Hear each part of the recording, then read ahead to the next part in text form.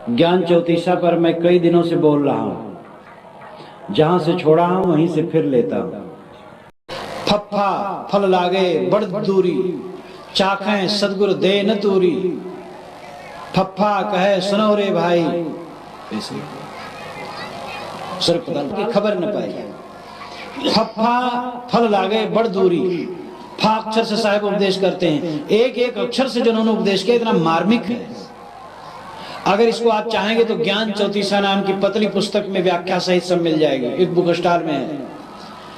फप्फा फल लागे बड़ दूरी, चाखें सदगुरु दे न तूरी। साहब कहते हैं, फा अक्षर कहता है अथवा फा अक्षर से सदगुरु उपदेश करते हैं कि फल, मोक्ष फल, कल्याण फल बहुत दूर लगा हुआ है। चाखें सदगुरु दे न तूरी, सदगुरु तोड़ करके तुम्हें चाखने नहीं दे सकते हैं, समझ लो। ये बहुत बड़ी क्रांतिकारी बात है। लोग कहते हैं सदगुरु मोक्ष देते हैं, यह कहना लाक्षणिक है, इसका लाक्षणिक अर्थ है। मोक्ष देते हैं, अगर सदगुरु की झोरी में मोक्ष हो तो सबको बांटते चले, सबको मोक्ष देते, बड़ा अच्छा हो जाए। मोक्ष कोई किसी को दे नहीं पाता है, रास्ता बताता है। हमारे घर में धन गड़ा था, हमें पता नहीं था। किसी शोधक ने यंत्र से शोधा और बताया अमुक कमरा में धन गड़ा है। मैं धन खोद करके माला माल हो गया। तो उसने मानो मुझे धन दिया, लेकिन वस्तुतः मेरे ही धन को उसने बताया। मेरे ही धन को बताने वाला, देने वाला नहीं है, लेकिन उपकार उसका इतना है कि मानो उसने दिया। इसी प्रकार आत्मा रूपी धन हमारे अपने आप में ही है, उस सदगुरु देते हैं। सदगुरु इशारा करते हैं कि वह तेरे ही में है। आत्म धन जय ठोर है, बचन कबीर उपदेश। आत्मा रूपी धन के लिए उपदेश है। तो आत्मा रूपी धन वो अपना धन है। सदगुरु उसके लिए इशारा करते हैं। सदगुरु फल तोड़ करके नहीं दे सकते हैं। पढ़े लिखे लोग प्राय चाहते हैं कि हमें वैसे कोई घुट्टी पिला दे। गांव वाले ज्यादा सरल होते हैं। ये जो ज्यादा पढ़े लिखे लोग होते हैं ये बड़े आलसी हो जाते हैं और बड़े चतुर हो जाते हैं। और ये चाहते हैं कि हमें कोई मोक्ष दे दे और वैसे ही पिला दे, बस हमारा सब कल्याण हो जाए। इसलिए आज तक सामान्य लोगों ने हमसे नहीं पूछा कि महाराज ऐसे मुक्ति कैसे मिल जाएगी, या भगवान गुरु कृपा कर दे हम अभी मुक्त हो जाए, ऐसा नहीं कहा। लेकिन पढ़े लिखे लोगों ने, बड़े बड़े अफसरों ने कहा कि महाराज शक्तिपात होता है। स्वामी रामकृष्ण परमहंस ने विवेकानंद के ऊपर शक्तिपात किया था, यानी अपनी शक्ति एक बार की छोड़ दी और विवेकानंद एकदम महान हो गए। तो मैं उनसे कहता हूं कि विवेकानंद, स्वामी रामकृष्ण परमहंस के 20 शिष्य थे, वह सब पर शक्तिपात कर देते, सब विवेकानंद हो जाते तो क्या नुकसान होता। और ऐसा कहने से तो यह हो गया कि विवेकानंद में कुछ नहीं था, वह बस स्वामी रामकृष्ण ने शक्तिपात कर दिया, सब हो गया। और विवेकानंद का अपना कोई मूल्य नहीं है। वास्तव में विवेकानंद का मूल्य और रामकृष्ण परमहंस का भी मूल्य है। सच्चे गुरु,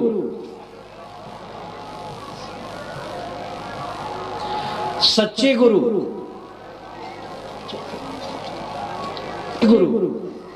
मिल जाएं सच्चे शिष्य को, तो ये बानक बड़ा अद्भुत है।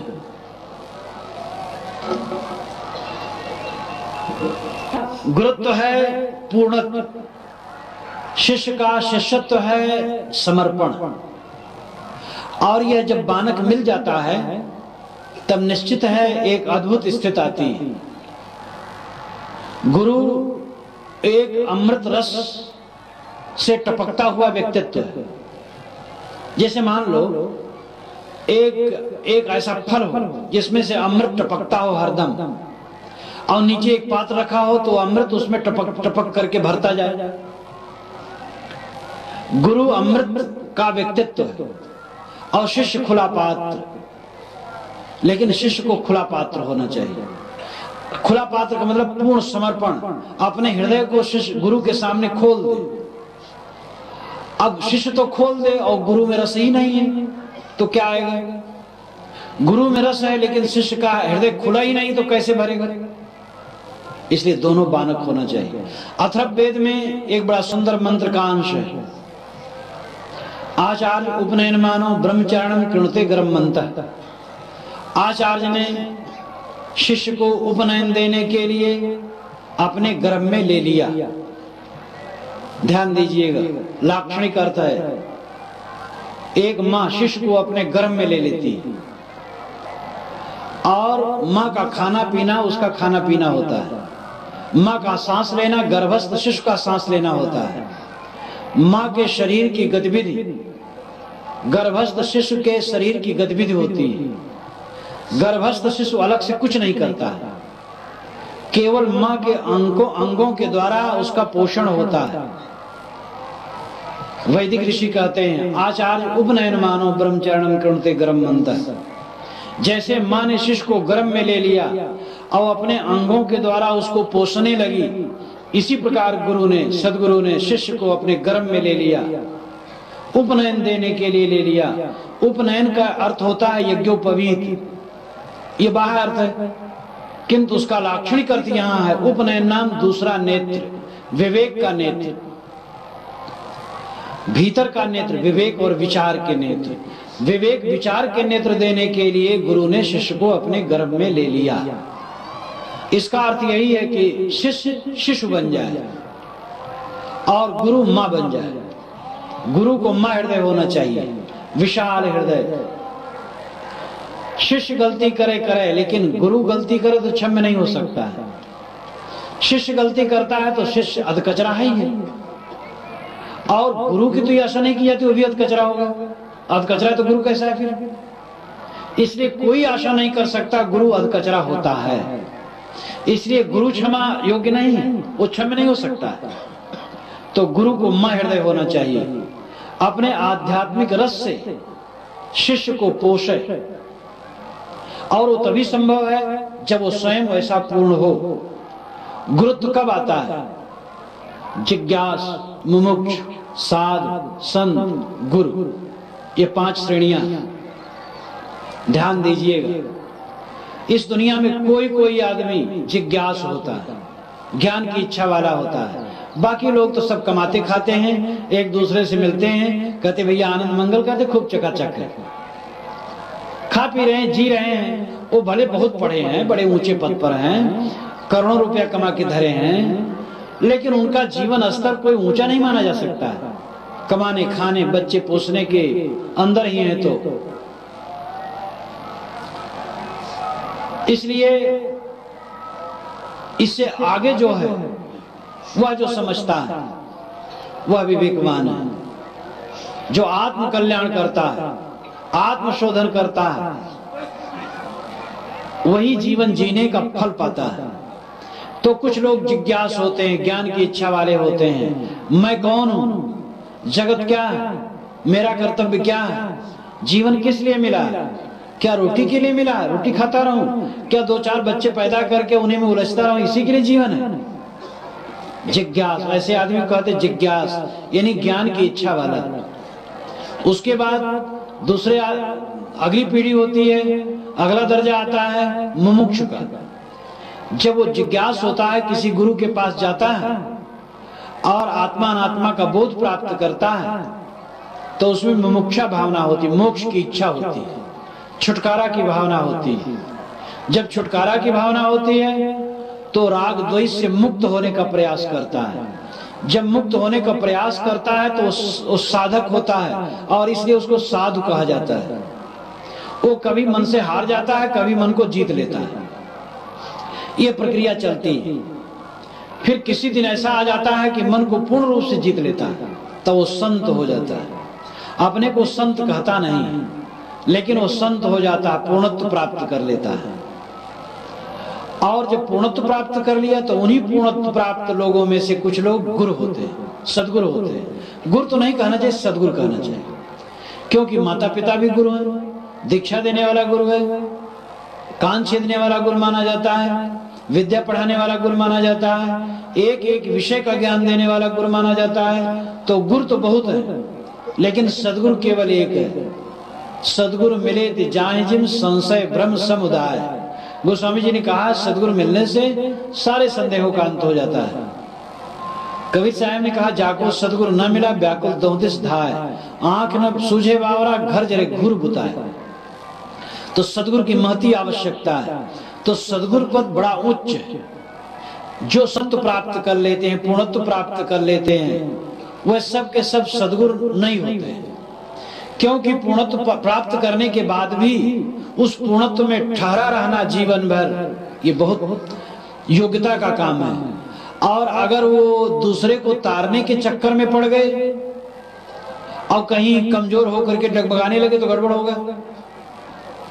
इसलिए सदगुरु बनने के लिए, दूसरे को छुड़ाने के लिए जिम्मेदारी लेना, ये बहुत मेहनत का काम है। और इसके लिए साधक को चाहिए कि वो स्वयं अपने को देखे कि मैं क्या हूं। अपने अंदर में जब आंदोलन न हो तब समझना चाहिए साधना की परिपक्वता आई। अगर अपने अंदर में आंदोलन हो रहा तो साधना की परिपक्वता नहीं। अगर आदमी मान बढ़ाई और दुनिया की चीजों में लुप्त होता रहता है तो फिसल करके गिरेगा। ज्यादातर देखा जाता है गुरु लोग खींचते रहते हैं, परेशान रहते हैं, अपने शिष्यों से उलझे रहते हैं। आप लोग 2-4 बच्चे पैदा कर लेते हैं, उनसे लड़ते रहते हैं, और गुरु लोग अपने चेलों से लड़ते रहते हैं, तो फर्क तो कुछ भी नहीं हुआ। जो दुखी होता रहे, संतप्त होता रहे, वो कौन सा गुरु? जो स्वयं तृप्त हो। आप सुखी दूसर सुखी सदगुरु कहिए तान। पंचग्रंथी में श्री रामराज साहब ने कहा, आप सुखी दूसर सुखी सदगुरु कहिए तान। सदगुरु उसे कहना चाहिए जो स्वयं सुखी हो और दूसरे को भी सुखी करे। जैसे मैंने कहा, आचार्य उपनयन मानव ब्रह्मचरण कृणुते गर्भ मंत्र। आचार्य ने गुरु को अपने गर्भ में, शिष्य को अपने गर्भ में ले लिया उपनयन विवेक नेत्र देने के लिए। तो गुरु का व्यक्तित्व क्या है? अमृत रस से चूता हुआ व्यक्तित्व है उसका, और शिष्य खुला पात्र है। ऐसे गुरु शिष्य का बानक बनता है तो फिर क्या पूछना। और शक्तिपात नाम की कोई चीज नहीं। महापुरुष, ऐसे महापुरुष पूर्ण काम निष्काम अकाम आप्त काम पुरुष जब गुरु के रूप में मिल जाते हैं और साधक समर्पित है तो निश्चित उसका काम जल्दी बनता है। लेकिन ये मत समझो कि गुरु छू मंत्र से किसी को मोक्ष दे सकता है। मोक्ष देने का अधिकार किसी को नहीं। अपनी आंखें खोलनी पड़ेंगी, गुरु रास्ता बताएगा, चलना स्वयं पड़ेगा। साहब बहुत बड़ी क्रांति की बात कहते हैं, और साहब की वाणी में क्रांति है। वे कहते हैं, फफ्फा फल लागे बड़दोरी, चाखे सदगुरु दे न तूरी। साहब कहते हैं मोक्ष फल बहुत दूर लगा हुआ। दूर क्यों है? जाने बिना दूर, जाने को नजदीक। देखो निरंतर में अपरोक्ष तस्दीक। न जानने से दूर है, जानने वाले के लिए हुजूर है। और आसक्ति को जिसने नहीं जीता उसके लिए दूर है, आसक्ति जिसने जीत ली उसके लिए हुजूर है। तंबाकू बिना खाए रहने में बड़ी सरलता है, लेकिन जो तंबाकू खाने वाले हैं इस चीज को समझना बड़ा मुश्किल है। वो कहेंगे बिना तंबाकू खाए कैसे रहा जा सकता है? बिना तंबाकू खाए रहना असंभव समझेंगे, लेकिन जो तंबाकू नहीं खाते बिना खाए कितना आनंद से रह रहे हैं। और जो तंबाकू खा के रहते हो परेशानी तो होते हैं तंबाकू में। तो मोक्ष अत्यंत सरल है। संसार में सबसे सरल काम मोक्ष है और सब कठिन है, असंभव है। मैंने इस पर एक दिन कहा था, फिर उदाहरण दे दूंगा। शरीर को जवान बनाए रखना असंभव है। शरीर के अंगों को अपने मन के अनुसार बनाना असंभव है। जितने प्राणी हमारे इर्द गिर्द हैं सबको अपने अनुकूल बनाए रखना असंभव है। जो कुछ हम चाहते हैं दुनिया में वो सब फलित होता रहा असंभव है, लेकिन मन की शांति एकदम संभव है, क्योंकि मन की शांति त्याग से होती है और दुनिया की चीजें ग्रहण से प्राप्त। दुनिया की चीजों को हम चाहते हैं लेकिन दुनिया वाले नहीं देते, तो हम क्या करेंगे? इसलिए हम प्राप्त करने में परतंत्र है, त्यागने में एकदम स्वतंत्र। कोई दे रहा, हम नहीं चाहते तो कोई क्या करेगा? जी, मनुष्य के जीवन में जो अत्यंत आवश्यक होता है वो बड़ा सस्ता होता है, और जो आवश्यक नहीं होता वो कठिन होता है। जैसे हीरा, आपको जीवन भर हीरा न मिले तो आपका कोई नुकसान नहीं होगा। तो हीरा बड़ा महंगा है और हीरा को लोग देखने भी नहीं पाते, 1% भी नहीं देखने पाते हैं लोग। सोना ज्यादा काम की चीज है, तो सोना बहुत सस्ता है हीरे से। लेकिन लोहा के बिना तो न फैक्ट्री का काम चलेगा न खेती का काम चलेगा, तो लोहा बहुत सस्ता है। लोहा भी कुछ दिन न मिले तो काम चल जाएगा, अन्न के बिना काम न चलेगा। लेकिन अन्न उससे भी सस्ता और सरल है जगह जगह। अन्न के बिना भी हम कुछ दिन चला सकते हैं, 2-4 दिन, 6 दिन, 10 दिन। पानी न मिले तो बड़ा कठिन होगा, तो पानी बिना पैसे के बड़ी सरलता से मिल जाता है। पानी भी न मिले 1-2 दिन तो हम चला सकते हैं, लेकिन हवा के बिना तो मिनटों में ही दम घुट जाएगा। तो हवा हम जहां रहते हैं वहीं अपने आप आती जाती रहती है। जो जितनी आवश्यक वस्तु है उतनी सस्ती है। मोक्ष अत्यंत आवश्यक है, क्योंकि शांत सबको प्रिय। मोक्ष क्या? शांत। और वह बाहर से आना नहीं, वो आपका स्वरूप ही। पानी गर्म पानी है, तो इसका मतलब है कि आग के कण उसमें मिल गए हैं। पानी स्वभाव से शीतल है, पानी में गर्मी नहीं होती। आप में कोई गर्मी नहीं है, आप में जो गर्मी लगती है वो विजात तत्व है। क्रोध, काम, ईर्ष्या, द्वेष, चिंता, शोक, मोह, विकलता,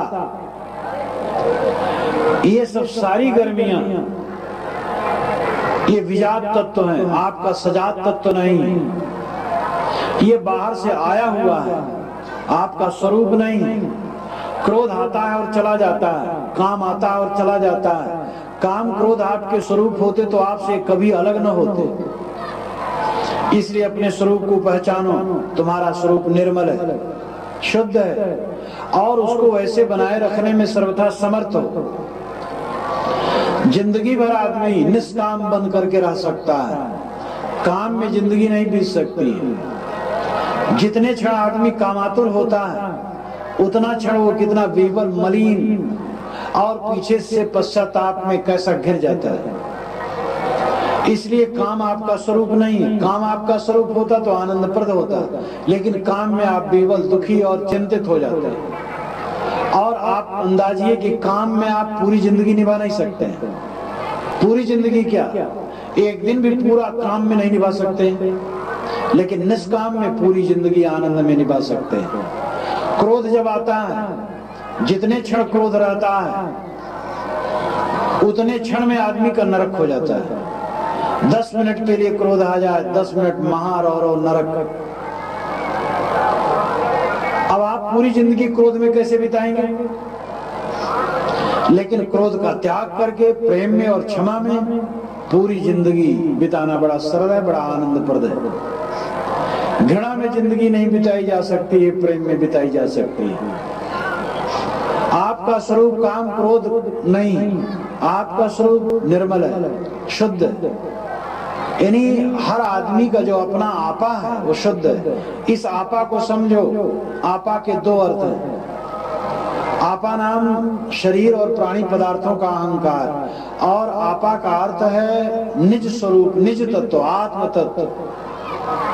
तो आत्म तत्व रूपी जो आपा है वही आपका स्वरूप है। मैं हूं। मैं के 2 स्तर हैं, एक माइक, एक आत्मिक। मैं शरीर हूं, मैं ब्राह्मण हूं, मैं क्षत्रिय हूं, मैं वैश्य हूं, मैं शूद्र हूं, मैं विद्वान हूं, मैं अविद्वान हूं। ये माइक है, क्योंकि मैं और हूं के बीच में कुछ और आ गया है। जैसे मैं ब्राह्मण हूं तो मैं और हूं के बीच में ब्राह्मण आ गया, इसलिए यही गलत है। मैं साधु हूं, मैं गृहस्थ हूं, मैं गोरा हूं, मैं काला हूं, तो मैं और हूं के बीच में जो आएगा वो गड़बड़ करेगा। मैं हूं इतना सच है। इसलिए मैं के 2 स्तर है, एक माइक, एक आत्मिक। तो जहां तक शरीर के नाम रूपों को लेकर के मैं कहता हूं वो माइक है। व्यवहार में जब कुछ लेना पड़ता है, क्या नाम है मेरा, ये नाम है। मैं राजेश हूं, तो व्यवहार के लिए सचमुच राजेश कोई वस्तु नहीं है। तो माइक जो मैं है उसका त्याग, और जो आत्मिक मैं है, मैं शुद्ध चैतन्य हूं, मैं आत्मा हूं, शुद्ध चैतन्य हूं, यह बोध। आपका आपा आपकी अपनी आत्मा है। आप अपनी आत्मा को छोड़ करके अलग नहीं हो सकते। सारी चीजें छूटेंगी लेकिन अपना आपा न छूटेगा। दुनिया की चीजों को हम अपने पास बटोर करके रखना चाहें तो भी वो रह नहीं सकती हैं, और अपनी आत्मा को छोड़ करके भी हम छोड़ नहीं सकते हैं। ये बहुत ध्यान देने योग्य वस्तु है। महात्मा ईसा ने कहा है, जो सारी दुनिया को पाया लेकिन अपने आप को खो दिया, उसने क्या पाया? धन पाए, परिवार पाए, प्रतिष्ठा पाए, बिल्डिंग पाए, कार पाए, सब पाए, लेकिन अपनी आत्मा की स्थिति को खो दिया, आत्म शांति नहीं तो क्या पाए? अनिश्चित को छोड़, निश्चित को छोड़ करके जो अनिश्चित को पकड़ता है, तो अनिश्चित तो स्वयं छूट जाता है और निश्चित को अपनी बेवकूफी से उसने छोड़ दी। तो दोनों दिन से गए पाड़े, हरुए हुए न माड़े। हम दुनिया की चीजों को पकड़ना चाहते हैं जो बिल्कुल हमारे हाथ में रहने वाली नहीं है, और अपनी आत्मा को हम अपनी बेवकूफी से छोड़ रहे हैं। छोड़ने मतलब भुला रहे हैं। आत्मा छूटती तो नहीं है लेकिन उसको हम भूले रहते हैं। तो अपनी आत्मा अपने से कभी अलग नहीं होगी। अपनी आत्मा को पहचानो, सदैव तुम अपनी आत्मा में रमो, अपनी आत्मा से अलग कभी नहीं हो सकते हो। जागृत अवस्था में तुम चैतन्य हो। मैं खाता हूं, मैं जाता हूं, मैं आता हूं, मैं ये करूंगा, ऐसा बारंबार जो अनुभव करता हो कौन है? स्वप्न अवस्था में सारे संस्कारों को जो देखता है वो आप ही। सुसुप्त में सबके अभाव को देखता है और परम शांति को देखता हो कौन है? वो आप ही। तीनों अवस्थाओं में जो ज्ञाता बोध स्वरूप चैतन्य है वह आपका स्वरूप है, अपना आपा। वही आपकी आत्मा है, वही आपकी चेतना है और वही आपकी परमात्मा है। बाहर से परमात्मा नाम की कोई चीज मिलने वाली नहीं है। श्रुति कहती है, यद वाचा नभ्योदितम येन वाग्यभ्योदिते तदेव ब्रह्मत्वं विद्येदम यदमुपास्ते। जो वाणी द्वारा व्यक्त नहीं होता है किंतु जिसकी सत्ता से वाणी व्यक्त होती है उसको तो ब्रह्म जान, और वाणी से व्यक्त जिस तत्व की तू उपासना करता हो ब्रह्म नहीं। येन मनसा न मनते न मनोमतम तदेव ब्रह्मत्वं विद्येदम यदमुपास्ते। जो वाणी में नहीं आता किंतु जिसके द्वारा वाणी कही जाती है उसको तो ब्रह्म जान, और वाणी से व्यक्त जिस तत्व की तू उपासना करता है मन से, जो मन में नहीं आता किंतु जिसके द्वारा मनमाना हुआ है वही ब्रह्म, और मन से मान करके जिसकी तू उपासना करता हो ब्रह्म नहीं है। इसी प्रकार यत् प्राणं न प्राणतीर्न प्राणा प्रणीते तदेव ब्रह्मत्वं विद्येदम यदमुपास्ते। यत् चक्षुषा न पश्यत् येन चक्षुष पश्यत् तदेव ब्रह्मत्वं विद्येदम यदमुपास्ते। प्राण से, आंख से जो कुछ ग्रहण हो माया, जो प्राण को सत्ता देता है, जो आंख से देखता है, कान से सुनता है, जीभ से चखता है, जिसकी सत्ता के रहने से आंखें देखती हैं, कान सुनते हैं और शरीर की सारी गतिविधियां होती हैं, वह चेतन तत्व, वह आत्मस्तित्व, वह आत्मस्तित्व वही तुम्हारा स्वरूप, और उसको समझने की चेष्टा करो। इसलिए अपने आपा को पहचानो, अपने स्वरूप को पहचानो। तो साहब कहते हैं फल बहुत दूर लगा हुआ है। दूर इसलिए है कि उधर हमारी दिशा नहीं, हम भूले हैं। पीठ के पीछे चीज है, दूर है, मानो विस्मृत हो गई है, दूर है। अस्मृत में आ जाए, दूर नहीं। केवल अस्मृत विस्मृत का फर्क है राम में। हम राम में नहीं रमते हैं, काम में रमते हैं। काम का मतलब है दुनिया की इच्छाएं। हम दुनिया की इच्छाओं में रमते हैं, दुनिया के भोगों की इच्छाओं को लेकर के हरदम भटकते रहते हैं। इसलिए राम में रमना नहीं होता है। काम में रमना जब बंद होता है तब राम में रमना होता है। राम चैतन्य स्वरूप आपकी आत्मा है, वह राम सबके अंदर में है। वह महाराज राम के अंदर ही नहीं किंतु रावण के अंदर भी वही रहा। हमारे और तुम्हारे अंदर, चींटी और हाथी के अंदर, सबके अंदर में रमने वाला चैतन्य राम, वह राम, वह आपका स्वरूप है, मेरा स्वरूप है। उस राम में रमने की आवश्यकता है। तो फल दूर लगा हुआ है, क्योंकि हम आसक्त ग्रसित हैं, इसलिए वो मोक्ष फल दूर लगता है। हमारी आसक्ति की निवृत्ति हो जाए तो दूर नहीं। बाहर की मंजिल चल करके मिलती है, भीतर की मंजिल रुक करके मिलती है। अगर हमें लखनऊ पहुंचना है तो चलना पड़ेगा। अगर हमें मोक्ष धाम में पहुंचना है, राम के धाम में पहुंचना है तो रुकना पड़ेगा। रुकने का मतलब ठहर जाना, शांत हो जाना, स्थिर हो जाना। दौड़त दौड़त दौड़िया जहां तक मन की दौड़, दौड़ थका मन थिर भया, बस ठौर की ठौर। दौड़ते दौड़ते मन बहुत दौड़ा, लेकिन जब ठहर गया तो वस्तु तो अपने पास थी। वह कहानी मैंने आपसे कही थी। एक दिन एक महात्मा थे जंगल में, बीच में नदी पड़ती थी। गांव वाले महात्मा के पास जाते थे ज्ञान के लिए नहीं, गांजा पीने के लिए। वो महात्मा भी गजेड़ी थी। तो 7-8 गजेड़ी खा पी करके 10 बजे नौका से गए और उन्होंने नौका को उस पार खूंटे में बांध दिया रस्सी से। महात्मा के आश्रम पर पहुंचे और खूब दम पर दम लगाते रहे, खूब डाउन हुए और 1 बजे तक चिलम चलता रहा। तब उन्होंने कहा चले, सब आ गए, नौका पर बैठे। एक आदमी बल्ली मारने लगा। बल्ली मारते मारते 1 घंटा बीत गया, नौका दूसरे तरफ नहीं पहुंची। और नौका के चलने पर केवल 10 मिनट में दूसरे पाट पर पहुंचते थे लोग, लेकिन 1 घंटा बीत गया, नौका नहीं पहुंची। तो बैठ गया, दूसरा बल्ली मारने लगा, तीसरा मारने लगा। करते करते 4 बज गए, लेकिन नौका उधर नहीं पहुंची। वो फटा, प्रकाश होने लगा। इन लोगों के नशा भी उतरे तो देखते हैं नौका की रस्सी खूंटे में बंधी है। बल्ली सब मार रहे हैं, लेकिन नौका खूंटे से खोली ही नहीं गई। तो बल्ली मारने से क्या होगा? हम भी इसी प्रकार संसार में अहंकार की खूंटा गाड़ करके मन को उसी में बांधे रहते हो, जिंदगी भर बल्ली मारते रहते। पाना नहीं, नित्य प्राप्त है। अपनी आत्मा से अलग जो पाओगे सो खोगे।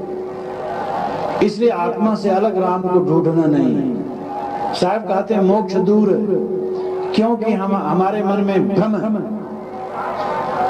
लेकिन सदगुरु उस फल को तोड़ के दे नहीं सकते हैं, समझ लेना। शक्तिपात एक भ्रम है, गुरु कृपा करके दे दे एक भ्रम है। 3 दिन में समाधि लगवा देते हैं आजकल के भगवान। यम नियम आसन प्राणायाम प्रत्याहार धारणा ध्यान समाधि। तो यम नियम आसन प्राणायाम प्रत्याहार धारणा छोड़ करके सीधे ध्यान कराते हैं आज के गुरु लोग। कहते ध्यान में आ जाओ, सब हो जाएगा। एक बहुत बड़े भगवान से मैंने पूछा कि आहार विहार की शुद्धि, आचार की शुद्धि। कहे हाँ, ये तो बहुत दिनों से कहा गया, लेकिन इसकी कोई जरूरत नहीं है, ध्यान में सब हो जाता है। उनके हिसाब से चाहे कोई शराब पिए, चाहे कबाब, और चाहे जैसा भी इंद्रियों का व्यवहार करे, वो ध्यान से सब ठीक हो जाएगा। भला ध्यान ऐसे लगेगा? पहले यम नियम चाहिए, तप, शौच, संतोष, स्वाध्याय और अहिंसा, सत्य, स्तेय, ब्रह्मचर्य और अनेक पवित्र आचरण की आवश्यकता है। इंद्रियों को विषयों से निवृत्त करना, एक प्रत्याहार धारणा, अपने मन को एक जगह ठहराना, तब ध्यान कहीं होता है। लेकिन आजकल के कलयुगी भगवान, कलयुगी गुरु सीधे मोक्ष का सर्टिफिकेट देते हैं, और ये बड़ा दुर्भाग्यपूर्ण। इसलिए साहब कहते हैं मोक्ष ऐसा फल नहीं जो सदगुरु तोड़ करके दे दे, वह तुम्हें ही पुरुषार्थ करना पड़ेगा। सदगुरु रास्ता बताता है।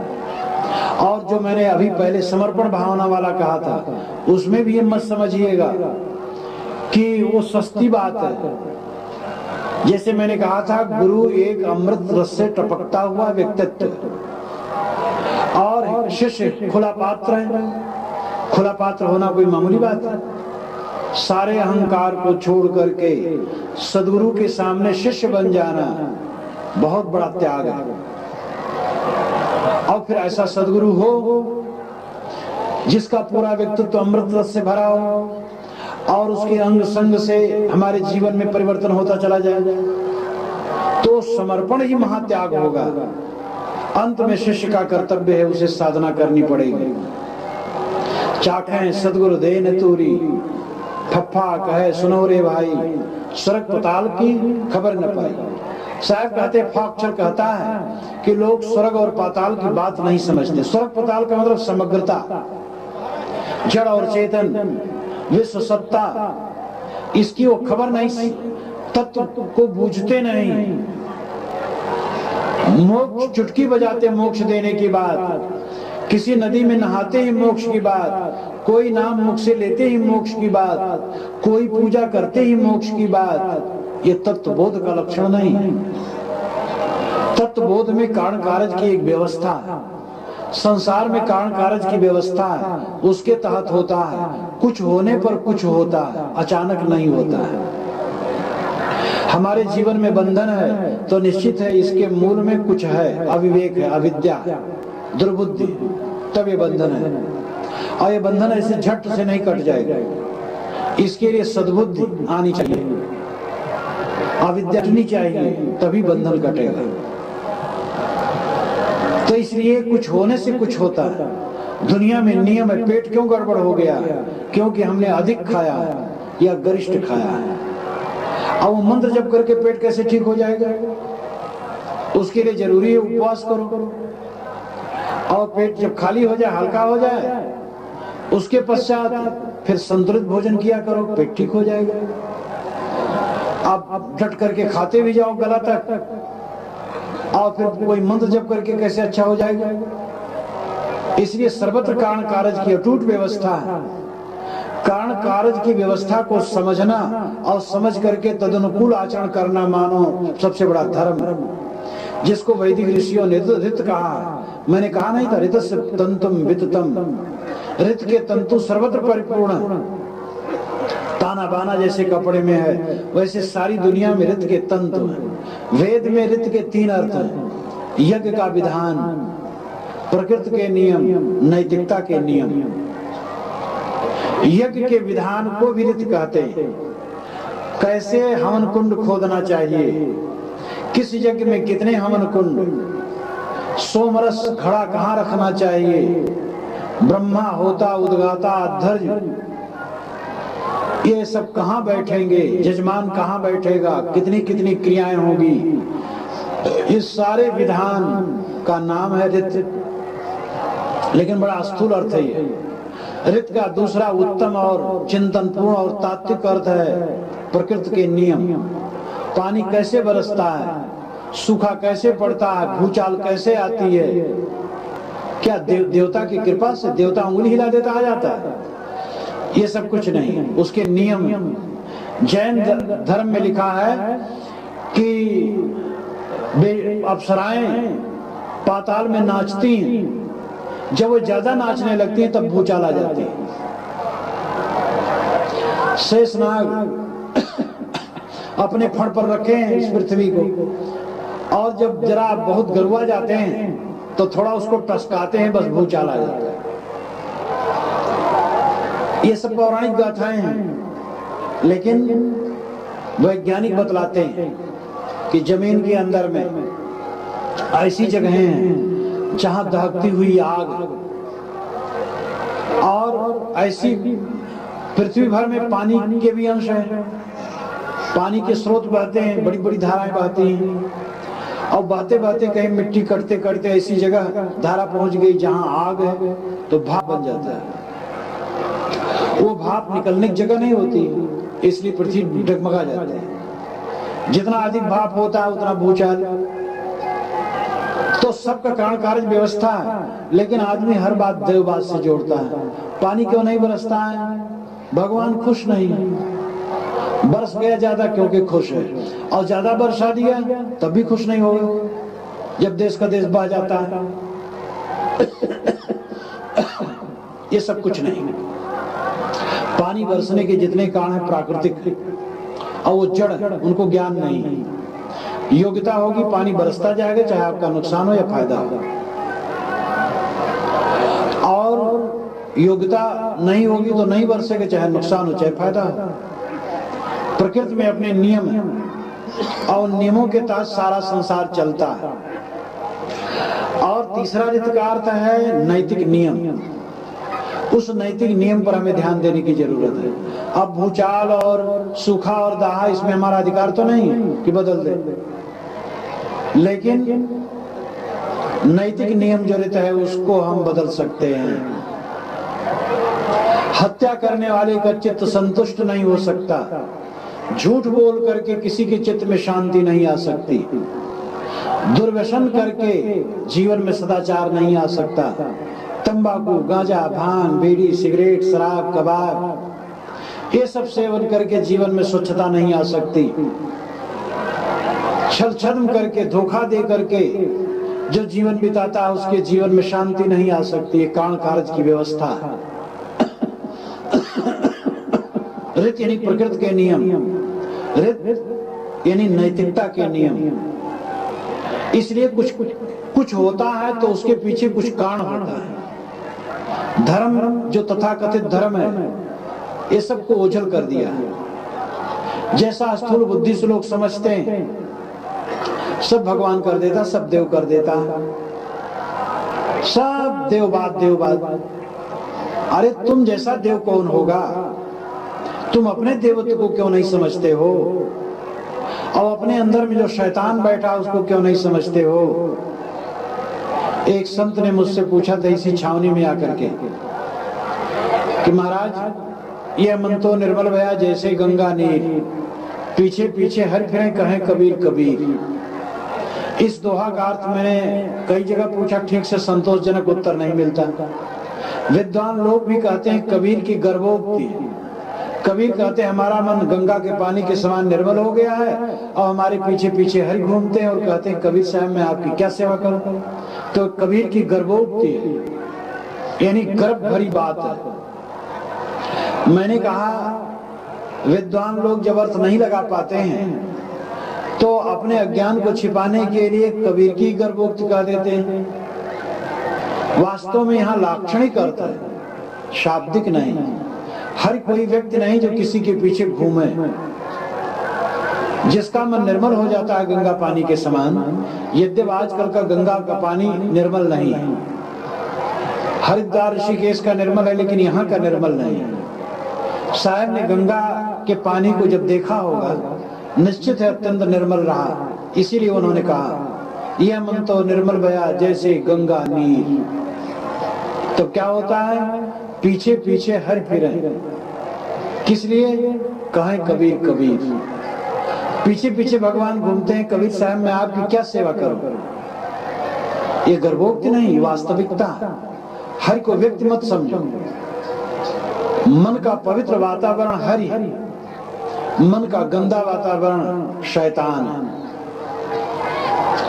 चोर, व्यभिचारी, हत्यारे, दुराचारी के पीछे पीछे शैतान घूमते हैं और वो मारो काटो करते हैं, उसको पकड़ो, पकड़ा दो। जो गलती करता है उसको हरदम लगता है हमारी गलती लोग जान रहे हैं। यद्यप जानने वाले चाहे कम हो, लेकिन जानता सब जान रहे हैं, क्योंकि उसके पीछे शैतान घूमता है। और जो पवित्र आत्मा है उसके पीछे भगवान घूमता है, क्योंकि उसके मन का वातावरण एकदम सुगंधि से भरा होता है, आनंदमय होता है। जीवन में सर्वाधिक आनंद क्या? मन की पवित्रता। मन की पवित्रता के समान दुनिया में कोई उपलब्धि नहीं। धन, पुत्र, परिवार, प्रतिष्ठा सब नकली है। मन की पवित्रता की संपत्ति दुनिया में सर्वाधिक उच्च है।